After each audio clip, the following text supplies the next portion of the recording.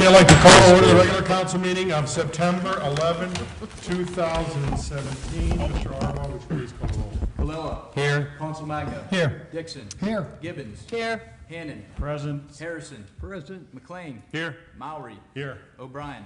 Present. All members present. At this time, we stand for the pledge, and after the pledge, I'd ask everybody to remain standing for a moment of silence for those who walk through life.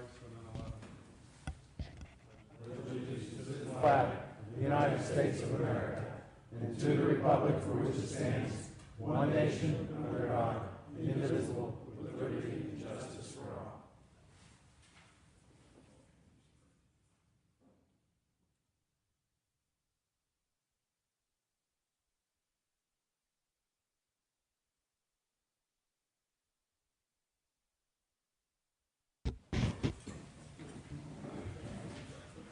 Okay, at this time, I'd like to turn to chair announcements. On August 28, 2017, executive session of council was conducted for personnel matters and property acquisition discussion. And tonight, before we came out, on September 11, 2017, for personnel matters and property acquisition discussion.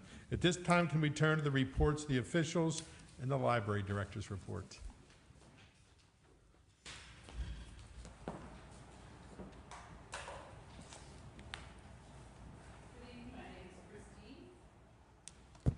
I am the director of Your Public Library, where we provide services to inform, inspire, and enrich the community. It's September, so regular story times are back in full swing. On Tuesdays, we have Toddler Tuesdays at 9:30 and 10:30 a.m. On Wednesday, on Mother Goose on the Loose for 2- and 3-year-olds at 9:30 and 10:30 a.m. On Thursdays, we have Baby Jam, and that's for children birth through age 2 at 9:30 and 10:30. And on Friday, we have Preschool Power for ages 3 through 5 at 9:30 and 10:30. And there's a lot of other special programs going on in the children's department. A few programs going on at the library. On Monday, September 18th, free speech and free expression, what you can say, paint, wear, and display, and not. This is at 7 o'clock on the 18th, presented by Brenda Lee Green of the ACLU. This facilitated discussion will trace the legal history of the First Amendment, including the substantial role that the ACLU played. The discussion will explore issues including but not limited to hate speech and hate groups, Citizens United, WikiLeaks, the Espionage Act, and of course, obscenity. On Saturday, September 23rd at 10 a.m., we will be hosting a practice SAT test along with Omega Learning Center. You can have your high school student take a free SAT evaluation test in a proctored simulated environment. Then an Omega certified teacher will review your child's SAT scores. There's no cost, no obligation with this program. It's a full 3-hour timed practice test. If you opt to take the essay, that's an additional hour. It is free, but space is limited. We ask that you register. Then on Tuesday, September 26th at 7 p.m., we have emergency preparedness with our Bethel Park emergency management person, John Kuchma. So disasters and emergencies can strike at any time, as we've seen with the hurricanes in the southern part of our country. The best way to handle them is to be ready. This program will help you develop a plan so any disaster or an emergency is easily handled. And then we have a couple fundraisers coming up.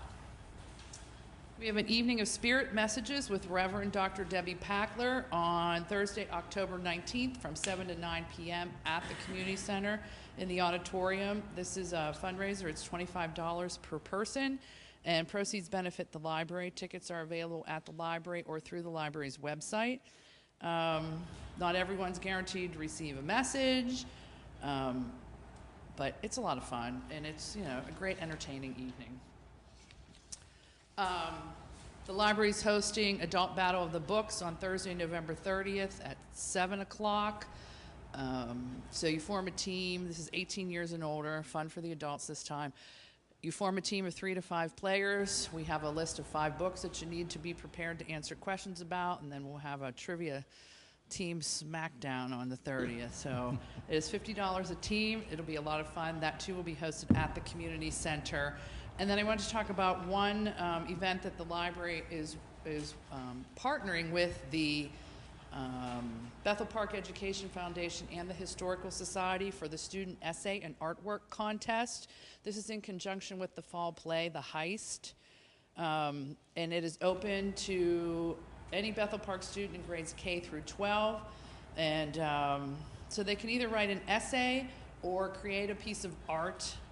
The essay is divided by, based on what grade kids are in. So K through 4th grade is 250 words, grades 5 through 8, 750 words, and high school is 1,000 words. For the art, if you want to submit a piece of art, would be drawing, painting, photography, sculpture, video, or music. All essays and artworks must be original. And the prompt here is, how do you feel that Bethel Park is unique? So all entries must be submitted to the library or to me through email by Sunday, October 15th at 5 p.m. And winners will be contacted by the library, and then there'll be a presentation at opening night of The Heist. And The Heist was written by, is a play that was written by Courtney Williams. And it's a cautionary tale about a fictionalized version of events that led to the nation's first armored car robbery that took place on March 11th, 1927 in Bethel Park. So it's going to be a fun fall play, too. So if you have questions about any of these or other programs, you can visit the library's website at bethelparklibrary.org. That is all. Thank you. Any questions? Hearing none, thank you very much. Can we turn to the police chief's report in Chief O'Connor? Good evening, Mr. Mayor, Council. Hi, everybody. Chief here. Thanks to everyone who stopped by our table at Community Day. It was good seeing everybody. Really appreciate interacting with you guys. One thing we do have, we have the ongoing pipeline replacement project. We are urging everyone to please follow the posted detour and avoid using the adjacent residential streets. And this would greatly benefit the residents of those streets. So the project should be over soon, and we are still seeking everyone's cooperation on this. Thank you. Our Crime Watch meeting will resume in October, Monday the 2nd, 6:30 at the Community Center. We do hope to see you there. I don't know if we'll have a speaker, but it's always entertaining. Also, finally, follow us on Facebook and social media. And hopefully, we have anything of importance that will be posted. Thank you. Questions? Chief, I still get people telling me that they're not getting the calls that we send out. And the problem is they've done away with their landline and they have cell phones. So I think we ought to just remind people that they better make sure if they want to get the messages, they have to provide us with the correct phone number. Absolutely. For Swift Reach, let us know if you no longer have a landline, contact us and give us your cell, and we'll get it into the system so you can be notified. Thank you for that. Yes. Thank you very much. Okay. This time we turn to the fire chief's report. Good evening, everyone. My name's Bob Brown. I'm the Assistant Fire Chief. Here to give you the report for the month of August. Before I get to that, a couple items. We have our annual open house coming up on October 8th from noon to 4. It's going to be at our main fire station over on Brightwood Road. We invite the whole community, everybody to stop in. It coincides with the beginning of Fire Prevention Week, which runs from October 8th through the 14th.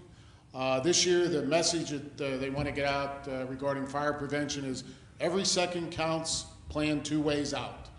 Essentially, what they want you to do is have 2 escape routes from your home in the unfortunate event of a fire. Just a couple other items that go along with that. The message points, practice your home fire drill at least twice a year, if not more. Make sure you do it once during the day, once at night. Practice again using your different ways out. Always have more than one way out. You want to teach your children how to escape on their own. There may not be a grown-up in the house if something happens, so be sure to teach them, again, multiple ways out. You want to make sure the numbers, your address is clearly marked on your home. It helps first responders, not only fire, but police, EMS. It makes it a lot easier when you're the first one to get on scene if you can spot a number on a house and not have to look for it. If in the unlikely event of a fire in your home and you leave, try to shut the doors behind you. That's going to help stop the spread of the heat, fire, and smoke. It can make a big difference. Finally, one of the most important things, once you get outside, make sure you stay outside. Reinforce that to the children in the home that once they get outside, stay outside. They may have pets in there, they want to get back in to get them. Tell them that's what the firefighters are for. We'll do our best to get the pets out, and of course, if there's anybody trapped in a home, we're going to do everything humanly possible to get them out. Also, I'll echo what the chief had to say as far as people stopping by our apparatus and our booth at the Community Day. It was, again, good to see everybody. We greatly enjoy participating in Community Day. And lastly, the fire report for the month of August. We had a total of 43 calls for the month. Broken down, it was 1 structure fire, 1 brush fire. We had 3 gasoline leaks, 1 chemical hazmat leak, 6 natural gas leaks. We had 1 carbon monoxide incident, 3 electrical conditions, 2 calls with power lines down, 1 vehicle accident cleanup, 2 calls where we assisted the police, 2 mutual aid calls to our surrounding communities, 1 controlled burn, 1 smoke condition, 10 fire alarms, 1 CO alarm, and 7 severe weather incidents. And I believe that is all I have. I just have one suggestion that we used to implement in the organization I dealt with. The children ought to be taught that if they get out of the building on an emergency, that the parents have taught them to go to a neighbor or something like that. In other words, go to identified place to collect them, so when the parents start looking for them, they know where to find them. Thank you, Mr. Harrison. That is a very good point, and that's my error for not putting that out there. Once you do get outside, you want to have a meeting place. I always used to tell the preschool I taught, our meeting place at my house when my kids were growing up, and even still to this day, is the mailbox at the end of our driveway. So it's, again, somewhere when you get out and you stay out, you have to go and meet somewhere so we know everybody, so that family knows everybody's out. But thank you, Mr. Harrison. Okay, thank you. Just one other comment related to the open house. On Sunday, October 8th, the Bethel Park Historical Society will be having a dedication of the designation of the schoolhouse as a historic landmark by the Pittsburgh History and Landmark Foundation. That'll occur at 10 o'clock on the front lawn, followed by an open house tied in with the fire department. Will be there between 12 and 4. So both facilities will be open at that time if you want to come over and check the place out. If you've seen, it has new windows this week, so it's moving right along. But thank you very much. Thanks, Mr. Mowry. And along those same lines, the fire company is celebrating our 90th anniversary this year. Okay, thank you very much. Can we turn to the mayor's report and Mayor Allen?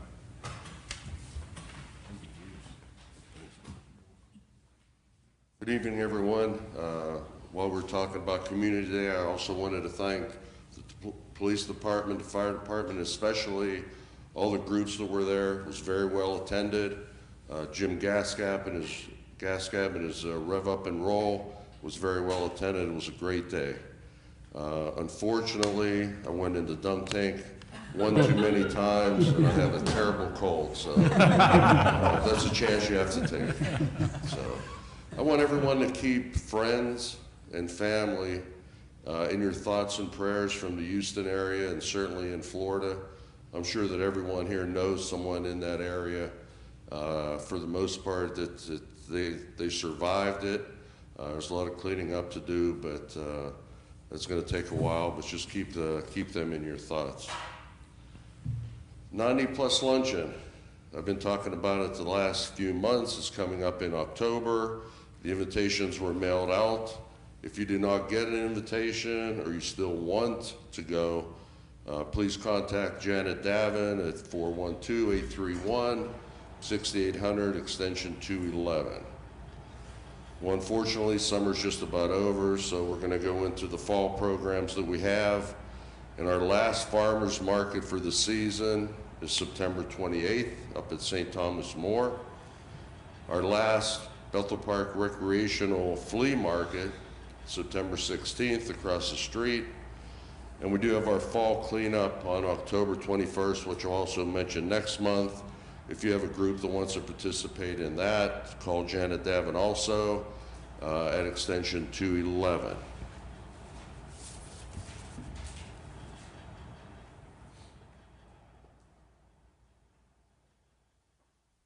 At this time, if I could have Christine come up. I have a proclamation for Love Your Library Month. So whereas libraries play a vital role in supporting the quality of life in our community, and whereas libraries enable individuals to make informed decisions about their self-governance by promoting unrestricted access to information and by serving as community centers for lifelong learning, and whereas in a world undergoing constant change, libraries provide enduring connections to the past, the future, to our communities, nation, and civilizations. And whereas the expansions of electronic networks linking libraries to their resources makes possible better and more easily accessible information for library users around the world. And whereas libraries provide entry to important research about health, economics, housing, and environment, and countless other areas to support better living conditions and to help people lead longer, more productive, and fulfilling lives. And whereas libraries support a competitive workforce with basic literacy programs, computers, and other resources to help children and adults learn to find, evaluate the information they need for their jobs, health, education, and other needs. And whereas libraries provide free of charge to their patrons wholesome recreation, spurs to imagination, and inspiration through books, video, audio books, DVDs, and other media. And whereas the library uses its nationwide among all types of library users, it's up among library users, and 14,000 residents of Bethel Park have active library cards.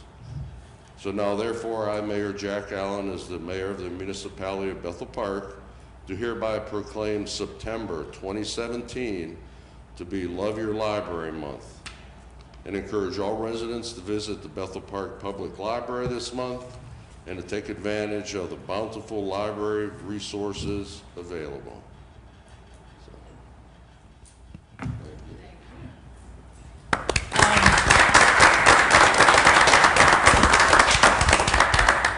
So September is Love Your Library Month. It's also Library Card Sign-Up Month, so if you don't have a library card yet, please come in and get one.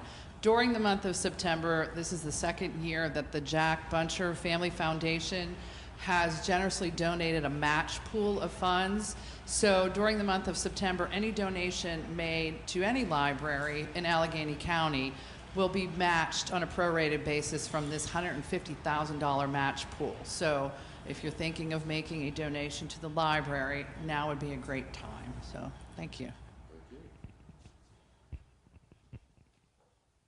All right, now that summer's over and we're back into the swing of things, I'm back into the program to recognize people or groups that make Bethel Park a special place to live. And at this time, I'd like to call up Elaine Volpe. Speaking, we're still on the Library Month. Miss Elaine has been a children's librarian at the Bethel Park Library since 2003. She was promoted to Youth Services Department Head in 2009. Under her leadership, the library has won 3 Pennsylvania Library Association Best Practices and Early Learning Awards. She developed the BP Pops Up program, where the library goes into the community to provide library services and fun in Bethel Park parks. In addition, Miss Elaine co-hosts the monthly library show and a very popular Story Times on BPTV. And the reason I know what Elaine does is I've been talking to Dave Cable and asking them all the shows that we have. He puts a lot on YouTube. I said, how do the council meetings do? How do the council meetings do? He said, we're not even close.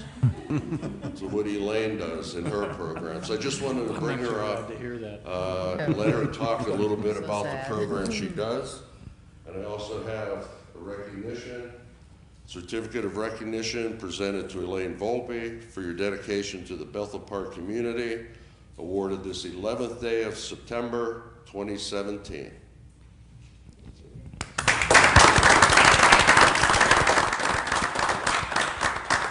So this is quite an honor, and I thank you very much. I think it's really easy to do good in a community when the community in which you're in is so good itself. So I find it very easy. I love my job. I'm passionate about it. I love the people that I work with. So I want to thank Christine, my director, my wonderful staff, and just the community of Bethel Park for being so wonderful. And thank you again. Thank you very much. And by the way, if you haven't seen her program, go onto YouTube. Now my grandkids watch it all the time. So the last thing I had for this evening was one of my dear friends, after 20 years that I've known her, is actually retiring at the end of this month. Kathy Lorgan, I know she's mad because I'm even mentioning this, but good luck to you, Kathy, and whatever you do. So thank you very much.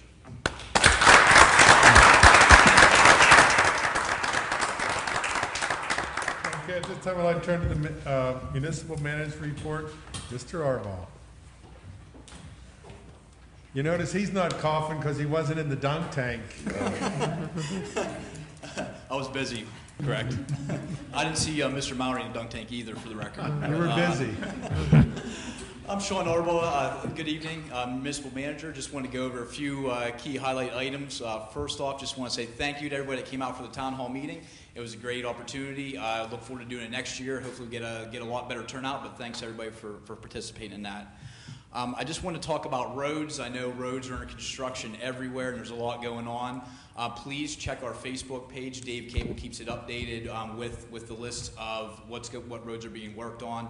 Just for an example, for this week, we have Falla Drive, Rolling Green Drive, Lease Lane, King School Road, Limestone Drive, Woodbridge Drive, Greenhaven Drive, Haven Gate Drive, Rocky Ridge Road, Dublin Road, and Tralee Drive all being worked on for our paving program with Mealy and Mealy. So check that. We're going to try to update that weekly, and you can get updates on that. Bethel Church Road, we did recently meet with Columbia Gas. Unfortunately, they ran behind schedule due to some boring under a stream issue, and additionally some base repair work that they weren't prepared to do. They are hoping to have it open before the end of September. We will have that update as soon as possible. I hope to have that within a day or two, and we should have that final date of when that's going to open back up. So I appreciate everybody's patience with that. Hopefully it's open very, very soon. Just a couple other quick things. Elm Tree Park, we do have some new playground equipment installed down there, which includes a chess and checkers board. Unfortunately, you get to take your own pieces, but please go down and check it out and enjoy the park. And lastly, I just want to let everybody know that we now have assisted hearing devices for use in this meeting room. So if you do have a hearing disability or need a hearing aid, we do have 4 of these listening devices that help amplify the sound when people speak into the microphone. So just see, not going to be Kathy anymore, but whoever's going to be sitting over there for that assistance at the beginning of the meeting. Thank you. Thank you very much. Mr. Murray, I just wanted to tell the manager, I can attest to the fact that the system works. So if there's people that are hearing impaired and maybe would like to come to the meeting sometime but don't because they can't hear, there'll be packages available to use for you at the meeting, and then you return them at the end of the meeting. Thank you very much. Thank you. Thank you, Mr. Harrison. At this time, I'd like to turn to the approval of the minutes and Mr. Hannon. First item is the council meeting of August 14th. I move that we approve the regular council meeting minutes of August 14th, 2017. Second. There's a motion second that we approve the regular council meeting minutes of August 14th, 2017. Any discussion of this item? Mr. Arbaugh, would you please call the roll? Colella. Yes. Consul Magno. Yes. Dixon. Yes. Gibbons. Yes. Hannon. Yes. Harrison. Yes. McLean. Yes. Mowry. Yes. O'Brien. Yes. Motion passes 9-0. Mr. Hannon. Next item is a public hearing minutes of August 28th. I move that we approve the public hearing minutes of August 28th, 2017, off-street parking and loading requirements. Second. There's a motion and a second that we approve the public hearing minutes of August 28th, 2017 off-street parking and loading requirements. Any discussion on this item? Mr. Arbaugh, would you please call the roll? Council Magno. Yes. Dixon. Yes. Gibbons. Yes. Hannon. Yes. Harrison. Yes. McLean. Yes. Maury. Yes. O'Brien. Yes. Colella. Yes. Motion passes 9-0. At this time, I'd like to turn to approval of the bills and payrolls, and Mr. Hannon. I move that we approve the bills and payrolls of the municipality per bill list number 091117 in the amount of $879,379.70. Second. There's a motion second that we approve the bills and payrolls for the municipality per bill list number 091117 in the amount of $879,379.70. Any discussion of this item? Mr. Arbaugh, would you please call the roll? Dixon. Yes. Gibbons. Yes. Hannon. Yes. Harrison. Yes. McLean. Yes. Maury. Yes. O'Brien. Yes. Colella. Yes. Council Magno. Yes. Motion passes 9-0. At this time, I'd like to turn to the resident comments section for non-agenda items. Hearing none, can we turn to general policy and finance and Mr. McLean? And we have no residents signed up to speak. Thank you, Mr. President. First item on the agenda is resolution number R9-1117A, rezoning notification. I move that we adopt resolution number R9-11-17A, authorizing the implementation of a policy to provide additional notification to property owners of applications for rezoning. Second. There's a motion, a second, that we adopt resolution number R9-11-17A, authorizing the implementation of a policy to provide additional notification to property owners of applications for rezoning. Real quick, we have, we're following, I guess it's the state law on advertising for property rezonings. To summarize, the adjacent property owners are notified any rezoning when it goes to the Planning Commission. There's an expansion of that 500-yard radius, I believe, for notification when it comes to a public hearing. What council has decided is anytime there's a rezoning application, on the first notification, it's going to be the 500-yard area. So we're expanding our notification. That way the community, the residents will have an opportunity and come to the Planning Commission meeting when they're discussing it, not wait till possibly there's a public hearing, there's already been a vote. So we're trying to encourage more participation on the front end, so this goes over and above and beyond what the requirements are. But that's the summary of what we have before us this evening. Correct. Mr. Murray, Mr. Harrison. if I may embellish on that a little bit, the Planning and Zoning Commission has two meetings. One of them is called the workshop, generally 2 weeks before they have their meeting to vote and make recommendations. The detailed discussion of the rezoning before the Planning and Zoning is done at the workshop. So what this change does is provide for a notification to the people in this area that Mr. Murray referred to about the workshop. So they have an opportunity to come when the details are discussed, because by the time they get to the voting meeting, they're quite often not much discussion at all. The case is just taken up and voted on to decide whether to recommend it to council or not. So the important thing is that people will be notified about the workshop where the details are presented. Thank you. Thank you, Mr. Harris. Any other discussion? Mr. Arbaugh, would you please call the roll? Gibbons. Yes. Hannon. Yes. Harrison. Yes. McLean. Yes. Maury. Yes. O'Brien. Yes. Colella. Yes. Council Magno. Yes. Dixon. Yes. Motion passes 9-0. Mr. McLean. Next item is appointment to the Planning and Zoning Commission. I move that we appoint Peter Grandillo to the Planning and Zoning Commission for a term to expire on December 31st, 2018. Second. There's a motion and a second that we appoint Peter Grandillo to the Planning and Zoning Commission for a term to expire December 31st, 2018. Any discussion on this item? Mr. Arbaugh, would you please call the roll?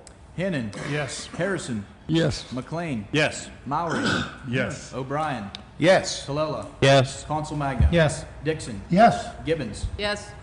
Motion passes 9-0. Mr. McLean. There are no further agenda items, Mr. President. Thank you, Mr. McLean. Are there any additional items? Mr. Murray, Mr. Harrison. just a reminder for council and the public, Mr. McTiernan was appointed by council as solicitor to replace the former solicitor, Victor Del Don.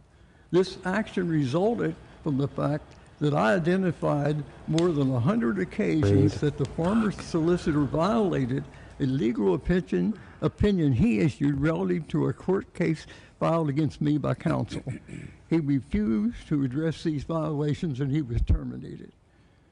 The court action against me resulted from my brief position as the chairman of the safety committee, council safety committee.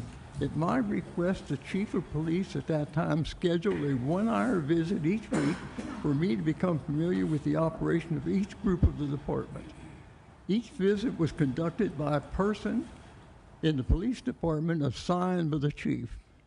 I was in the presence of that person at all times during the visit. The purpose of the visits was to acquire information to better understand the operation of the police department. All the information I acquired was from the person conducting the visit, the police department person conducting the visit.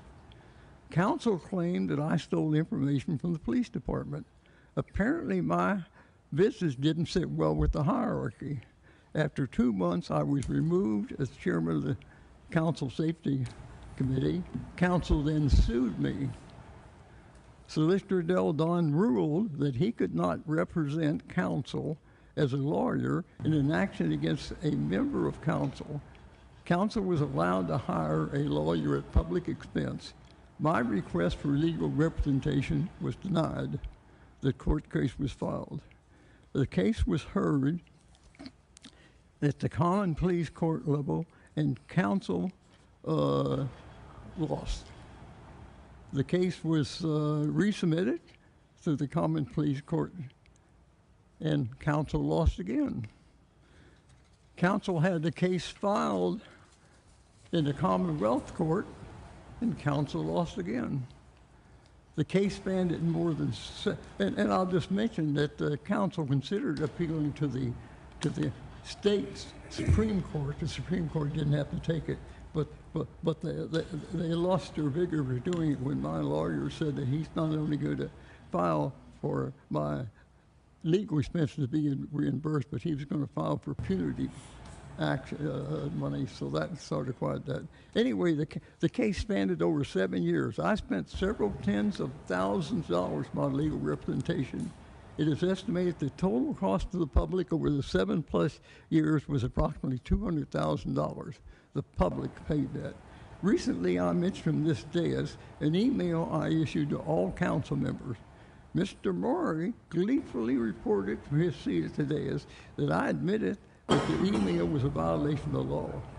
I did not admit I violated the law. Mr. McTiernan opined at that time that my action was subjected me to possible prosecution due to my inadvertent error. To my knowledge, I didn't know Mr. McTiernan had a copy of my email. It had been issued several weeks before the last public meeting. If he didn't have a copy, I don't understand how he could pass an opinion. If he did have a copy, why would he wait several weeks and then make his statement about me being subjected to prosecution at an unwritten opinion at the public meeting? More recently, Councilman Consolmango issued an email to all council members with Mr. McTiernan as an addressee. The email addressed an issue for council consideration. Therefore, I allege the email should get the same attention as my email. This is not the case. To my surprise, Mr. McTiernan responded to the email with an email. He indicated he became familiar with the issue from Councilman O'Brien. In his email, Mr. McTiernan said he would consult with one of his law partners about the issue. As an aside, I once called Mr. McTiernan on an issue and was chastised. I was instructed that communication to the solicitor on municipal business was not to be conducted by an individual councilman. That's not acceptable. There are two concerns here. One is Mr. McTiernan's response to the alleged illegal email by council member, which would seem to subject that council member to the same possible prosecution that was stated in my case. The second issue is Mr. McTiernan's pursuit of legal defense that has not been authorized by council. I'm expressing concern because of previous actions by Mr. McTiernan that suggest alleged inappropriateness. The Home Rule Charter was written by an elected commission of which I was a member. An attorney, the father of the present sitting Councilman McLean, was elected chairman of the Home Rule Charter Commission. The commission unanimously agreed to write the Home Rule Charter in plain English to keep the lawyers' fingers out of it. The Home Rule Charter clearly stated, Section 1107, the effective date of an ordinance shall be no sooner than 30 days after its adoption. Anyone who understands plain English, including council members, could not logically misunderstand this statement. Several months ago, an ordinance was introduced and approved by council to put the dedicated Bethel Park Volunteer Fire Company tax on the ballot. This council vote violated Section 1107 of the Home Rule Charter. Prior to the vote, I recited to council the section of the Home Rule Charter that would be violated by an affirmative vote. Therefore, council members that voted for the ordinance cannot truthfully plead ignorance of the law. Council members' affirmative vote violated the law. A few weeks later, Mr. McTiernan issued a Philadelphia lawyer-type opinion stating that the ordinance was legal contrary to the Home Rule Charter. It makes one wonder whether some illegal backroom guidance was given to council members relative to casting an illegal affirmative vote for the ordinance. Go ahead and cast your vote, your illegal affirmative vote, and if it's questioned, Mr. McTiernan will cover for you. 3 days after the vote, 27 days before the ordinance became effective, Mr. McTiernan hand-carried the ineffective ordinance to the Election Bureau. He actually issued a letter to council indicating he did that. The Bethel Park Volunteer Fire Company was placed on the ballot. I spoke to Mr. Wolasek, the Election Bureau Director, about the issue. He reminded me that Allegheny County has over 130 independent government entities. Many of these communities, like Bethel Park, are home rule communities. He stated the Election Bureau and its legal team cannot be familiar with the details of each charter. Therefore, the Election Bureau has to rely heavily on the governing body solicitor to ensure that a submitted ordinance complies with their home rule charter. These actions by Mr. McTiernan make me wonder whether he is wandering into the murky waters that caused the demise of the person he replaced. Maybe more than the federal government needs to drain the swamp.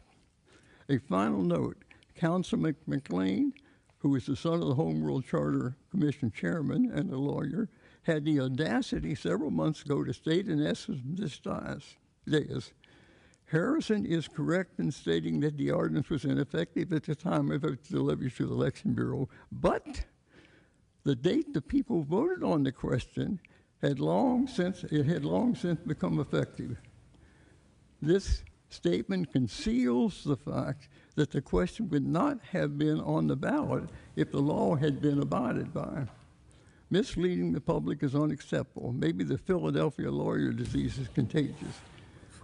The courts recognize in their opinions, hopefully the public recognizes, that the actions cited above are all political and can result in a large expense to the taxpayer.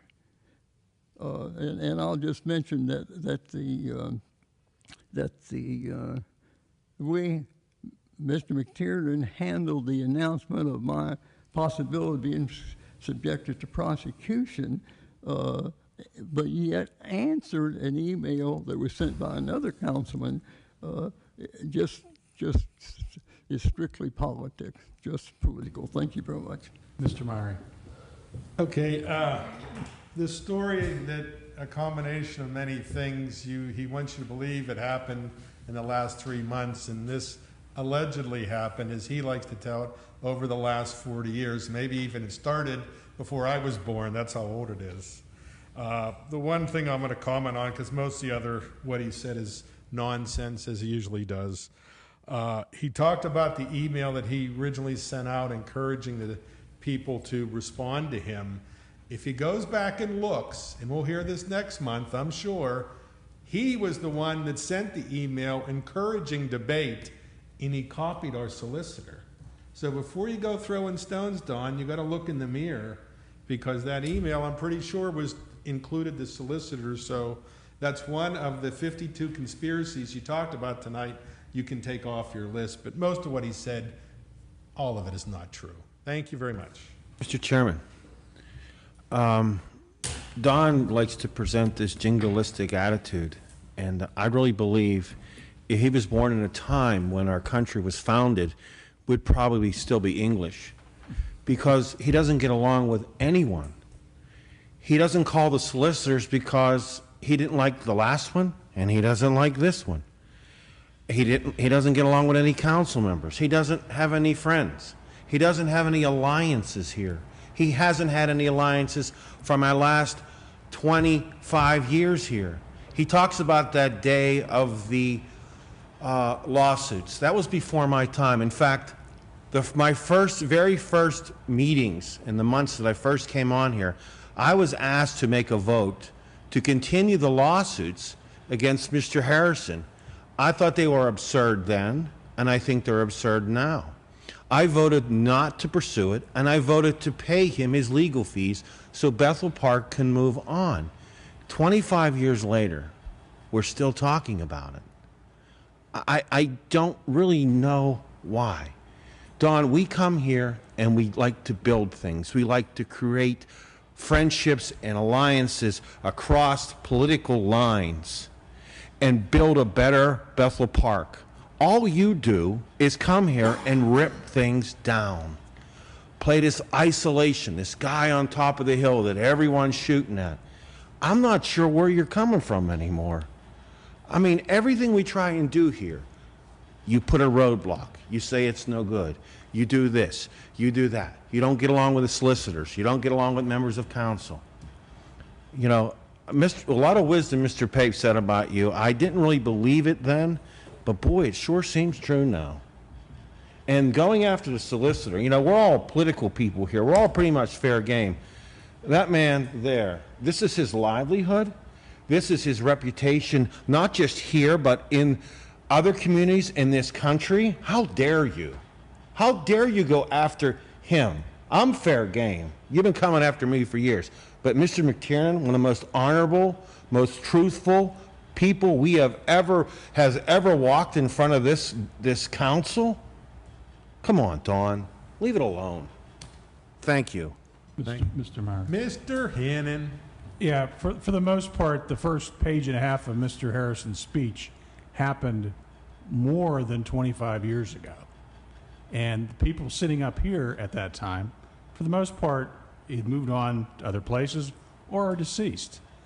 I mean, it gets to the point where trying to embellish your situation and why you do things, it's really old news. It has nothing to do with what we're doing right now. And what he's trying to do is justify his activity when most of us know that that's not legal because we attend conferences. We know what's current. But Mr. Harrison hasn't been to a conference, been to one since I've known him for more than 25 years because he thinks he knows everything. So that's the way he operates. We understand that. Moving forward, as Mr. O'Brien said, we try to build this community, make it a good place for our people to live. And the politics aside, it's really his thing because he has no other way to get back at things because he has fallacies and he has things that he doesn't know about because he doesn't want to know about them. He knows what he thinks and what he thinks is right, whether it has to do with the fire department ordinance, setting up the vote on the fire station. that whole thing, it's over with. Get used to it. It's done. The building's up. Everybody seems to be relatively pleased at the outcome, except Mr. Harrison, because he doesn't have anything else to say about anything. So, thank you. Thank you, Mr. Hannon. Any other discussion? Mr. Murray. Mr. Harrison. I just want to point out that a couple of things. One, your comment about the email. Number one, it did not copy Mr. McTiernan. Check So the he- record. Next month, I will. I'll bring the thing and read it on in the record, my email. It did not have Mr. McTiernan as an addressee, nor a carbon copy person. Secondly, I get bludgeoned up here, and that's fine. It doesn't bother me.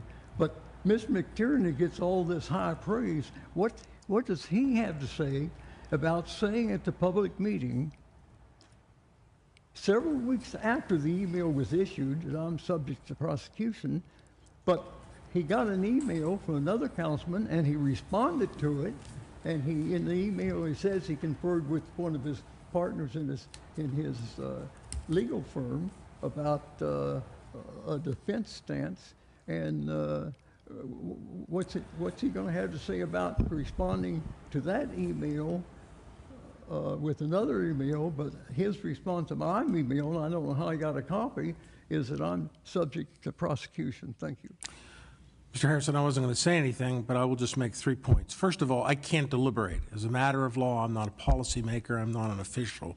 If a council person puts me on notice of a hearing that's coming up or an issue, that's not unusual. And I will remind you, Mr. Harrison, you and I have had many, many conversations over the years. Mr. Spagnol often asked me to give you a call to make sure I was up to date on something you were concerned about in your district. Secondly, I never said you personally were going to be prosecuted. I just reminded you and all the members of council, which is my obligation, that anyone who does violate the Sunshine Act is subject to penalties beyond an apology or personal embarrassment. I never suggested that you were personally going to be fined or prosecuted. I think I answered both your questions. Thank you very much. Any Mr. other Chairman. discussion? Mr. O'Brien. Don, I want to challenge you tonight. I want to challenge you. We have so many issues, not just in Bethel Park, but in our country, in our county, and they all affect us. I want to challenge you to take this passion that you have with what you're doing here and turn it into something that can come good out of it. Some passion that you have, an issue. Find one. Bring it to us. We'll support you. It's a real issue based on 2017, what's going on in this country, what's going on in this community, and what's going on in this state. We have a lot of problems, and we need your help. We don't need condemnation. We need your help. Thank you.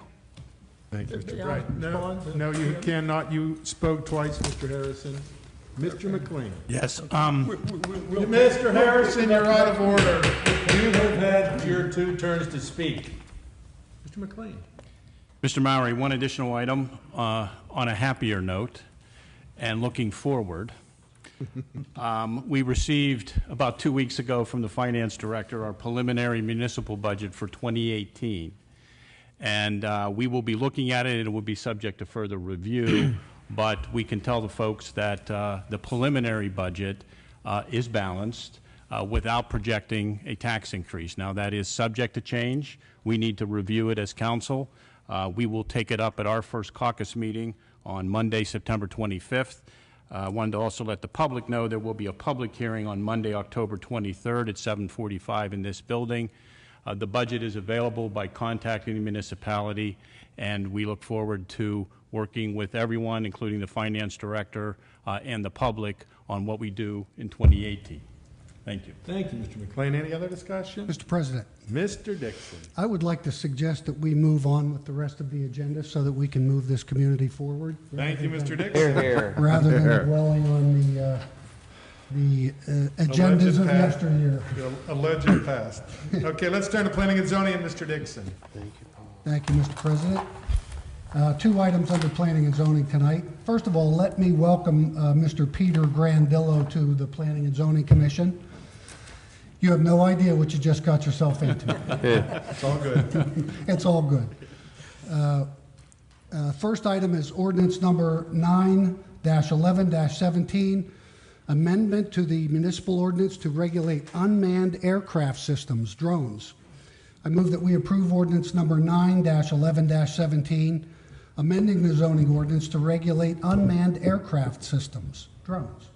Second. There's a motion and a second that we approve ordinance number 9-11-17, amending the zoning ordinance to regulate unmanned aircraft systems, drones. Any discussion of this item? Mr. Arbaugh, would you please call the roll? Harrison. Yes. McLean. Yes. Maury. Yes. O'Brien. Yes. Colella. Yes. Consul Magno. Yes. Dixon. Yes. Gibbons. Yes. Hannon. Yes.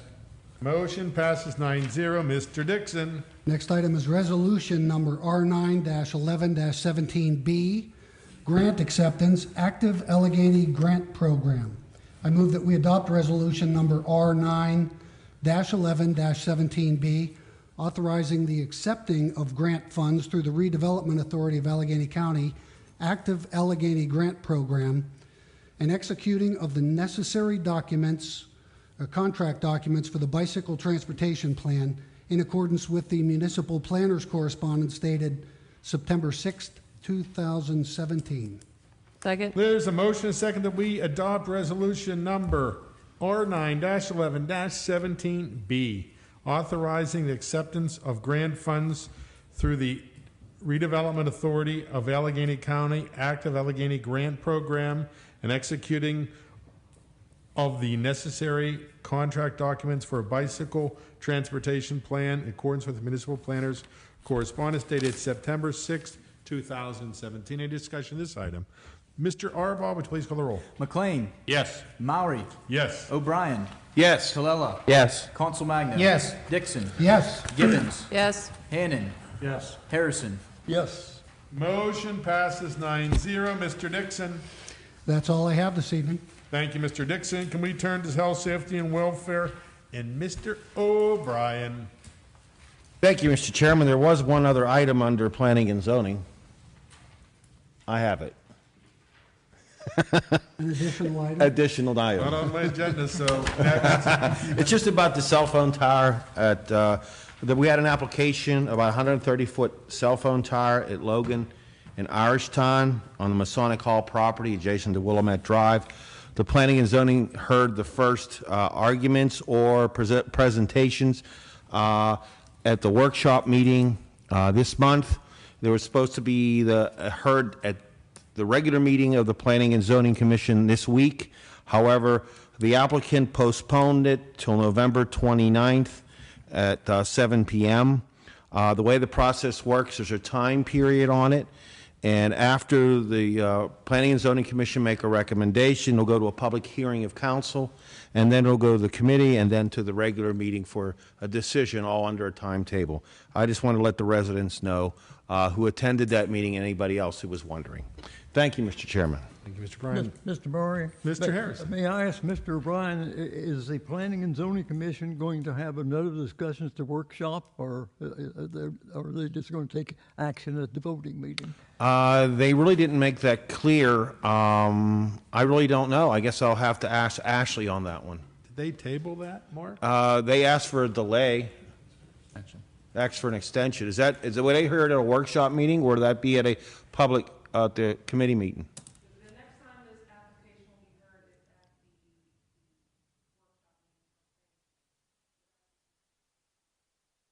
at the Another workshop meeting. Okay. It'll be at the November 29th. And there will be a thorough discussion of the items. I don't want to get in trouble, but tell me, did she say that there would be more discussion?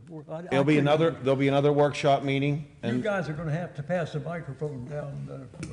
Not now. I'm just saying. Yeah. No, that's fine. But I couldn't hear what she said, and I didn't know. Thank you very much. Thank you very much. Any health, safety, and welfare? Thank you, Mr. Chairman. Are there any additional items? Hearing none, can I have a motion to adjourn?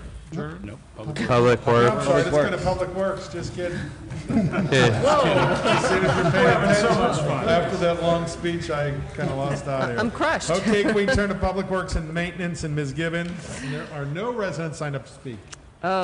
Resolution number R9-11-17C, Vacant Property Recovery Program. I move that we adopt resolution number R9-11-17C, Vacant Property Recovery Program, authorizing the participation of the municipality in the Redevelopment Authority of Allegheny County's Vacant Property Recovery Program, subject to certain requirements. There's a motion and a second that we adopt resolution number R9-11-17C, Vacant Property Recovery Program, authorizing the participation of the municipality in the Redevelopment Authority of Allegheny County's Vacant Property Recovery Program, subject to certain requirements. Any discussion of this item? Mr. Arbaugh, would you please call the roll? Maury. Yes. O'Brien. Yes. Colella. Yes. Council Magno. Yes. Dixon. Yes. Gibbons. Yes. Hannon. Yes. Harrison. Yes. McLean. Yes. Motion passes 9-0. Ms. Gibbons. Change order, AccuBrine Salt Storage Structure. I move that we execute a change order in the amount of $201,222.21 for the AccuBrine system and salt storage structure at the Public Works Complex in accordance with the municipal manager's correspondence dated September 7th, 2017. Second. There's a motion and a second that we execute the change order in the amount of $201,220.21 for the AccuBrine system and salt storage structure at the Public Works Complex in accordance with municipal manager's correspondence dated September 7th, 2017. Any discussion of this item? Mr. Barnes? Mr. Harrison. I just want to mention that's a horrendous magnitude for a change order. It was explained to us tonight why it happened. I'm still not happy with it, but thank you very much. Thank you, Mr. Harrison. Any additional comments? Hearing none, Mr. Arbaugh, would you please call the roll? O'Brien. Yes. Colella. Yes. Council Magno. Yes. Dixon. Yes. Gibbons. Yes. Hannon. Yes. Harrison. Yes. McLean. Yes. Maury. Yes. Motion passes 9-0. Ms. Gibbons. No more agenda items. Are there any additional items? Mr. O'Brien. Thank you, Mr. Chairman. I'd just like to, if you've been by the Veterans Memorial, the flyers are absolutely beautiful, and I'd like to thank Dan Duff and the Community Foundation for that generous grant, and Sharon Taylor and Rick Raiders for spending some long hours over the weeding. It is absolutely, we're going to start a fall flowering, finish up that grant in the next couple days, so I just wanted to say thank you. And I'd also like to just take a few seconds. You know, I've worked in government myself for over 40 years, and when people work in government, sometimes they just do what they're asked to do, which is adequate. And then there's some people who do the extra mile. And then there's some people that really care. They really care for the people. And that's the true meaning of public service. And this young lady over here at this dais is the true meaning of public service. Always professional, always honest. Her integrity is unbelievable. Her patience and the joy that she's always brought to me when sometimes everything may be upside down. And her attention to detail and her attention to the information, that it's correct, that the information you have is correct, that the documents are correct. I want to thank you. On behalf of the people of Bethel Park, I thank you. That's all, Mr. Chairman. Thank you. We've talked briefly before, but we do really appreciate the time and everything in your efforts over the years, and you will be missed. And just so you know, you're not allowed to come back and speak to the microphone for at least 5 years. That's a little caveat when people... Move we adjourn, Mr. Thank you very Chairman. much. Second. Second, all in favor? Aye. Meeting adjourned. Good night, everyone. Thank you, Kathy.